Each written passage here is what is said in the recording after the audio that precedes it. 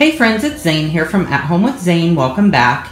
I wanted to share with you what I did with some of my new thrift finds that I found at Savers. So if you watched my video where I share with you my paper mache grapes and these artificial tomatoes and this basket, along with one of the carafes that I found that are the Paul Mason, not Ball Mason, but Paul.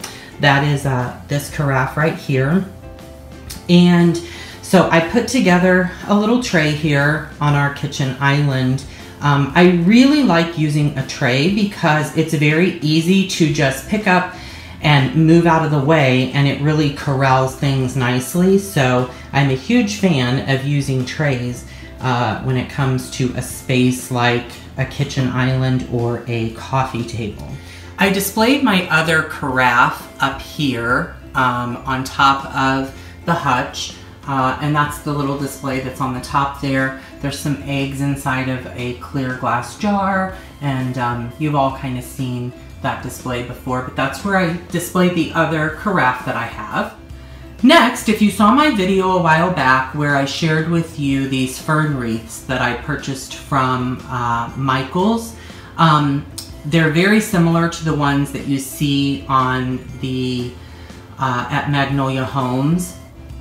And what I've done is I've put them in front of these plates on this plate rack because I think that it really is a unique way to display them, and they look really pretty with this specific pattern of china. Then, if you remember, in the same haul that I shared with the wreaths from Michaels, I also shared this herb jar, and I placed it underneath of this glass dome on a plate.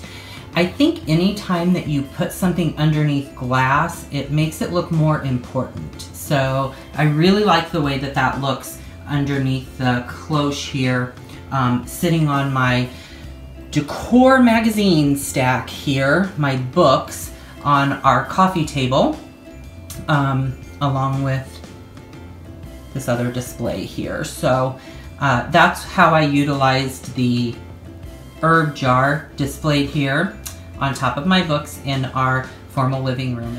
Then, if many of you remember, if you watched my video where I found this wooden shelf and I used these glass bottles and I created this display, it was originally going to sit on our kitchen island, and then I decided to put it on top of the china cabinet in our formal living room because it just worked out better here, and I like it. You know, it looks very nice and it's very simplistic. So that's where I displayed that piece.